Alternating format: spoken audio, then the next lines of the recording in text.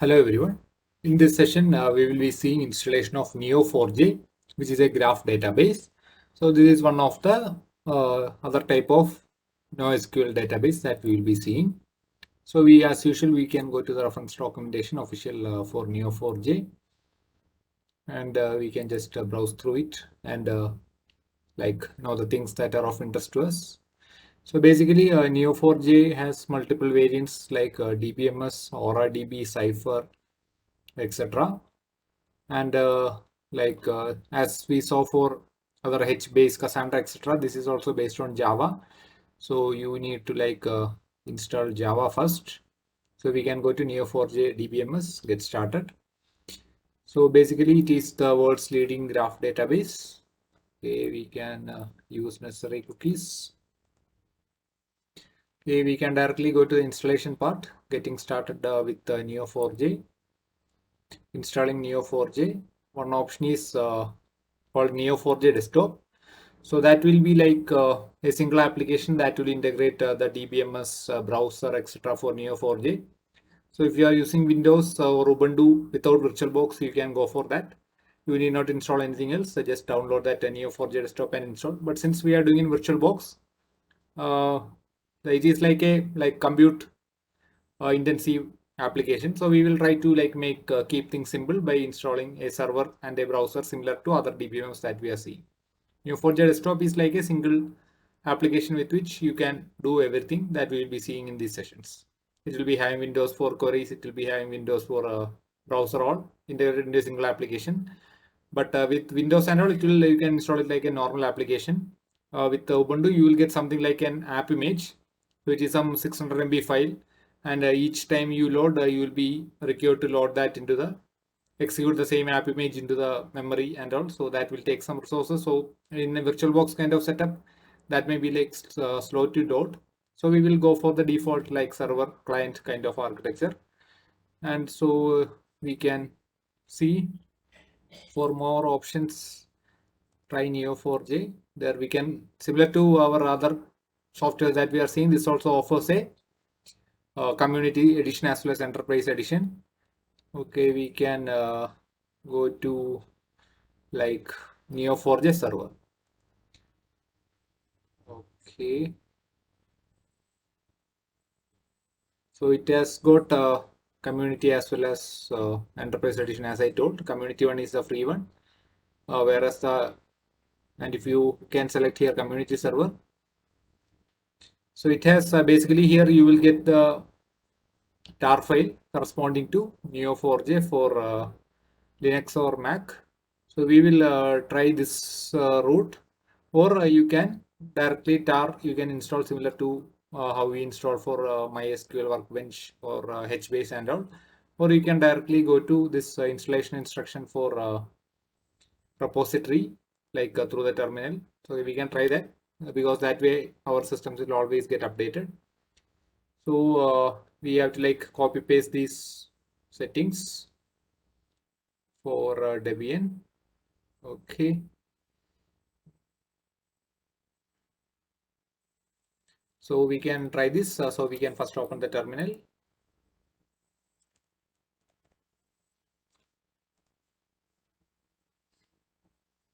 And we can keep this on top, always on top. And we have to run these commands here. So I will copy paste everything together.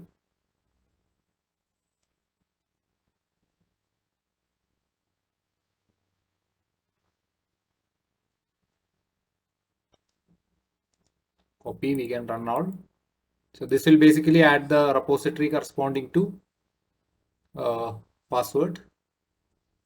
Password is data science. Okay. So then we can go to install. I have basically added the path corresponding to the repository. Now I have to install Neo4j. We will be installing community edition, which is the free version. So it will only allow like a single instance of a graph to run at a time, which is enough for us. Okay, it was not located, so we need to do some more steps in between. Okay, so if you can see here, 3 steps were there. When we copy pasted, only one thing got through. So we will just copy paste this as well and run the other steps also. we need to add it to the, okay, that step done. Now we have to update our repository, apt-get update, copy and paste that. Okay, it's updating. So after that, we can again try to apt-get install. Okay, it will take some time. So Neo4j is basically, as I told, a graph database. So it tries to allow, like, we know that a graph is consisting of some vertices and edges. So similar thing is called nodes and relationships here. So we can map any interrelationships between data in the native graph database schema, as opposed to the typical row column or key value pairs that we were seeing in other DBMS structures. So, okay, that is complete. So we will run that install part. Okay. So that will need some 142 MB downloads. Yes. Okay. So let the download complete. I will pause the video. Okay, the installation is complete. So basically you can check whether your installation is ready by using systemctl command status of Neo4j. So you can see that it is loaded but inactive.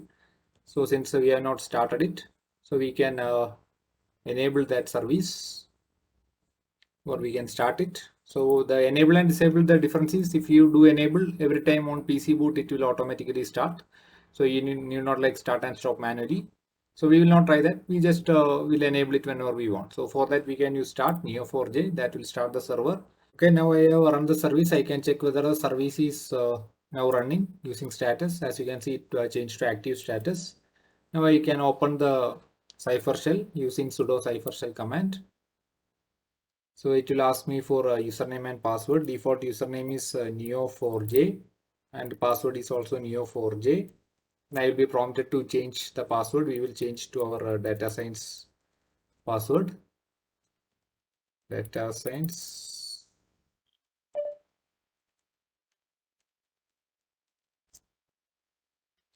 Okay.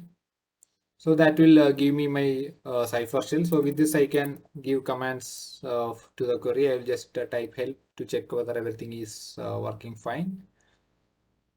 So that will give me a list of available commands.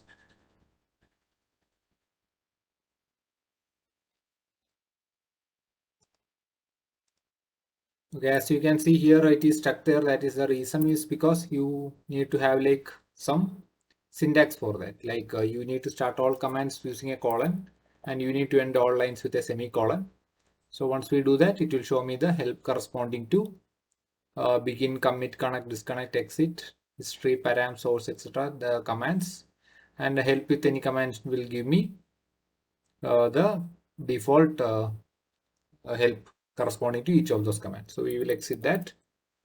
And now we will just, okay, as usual, previous thing that we saw, it is also not working because we did not put the tag.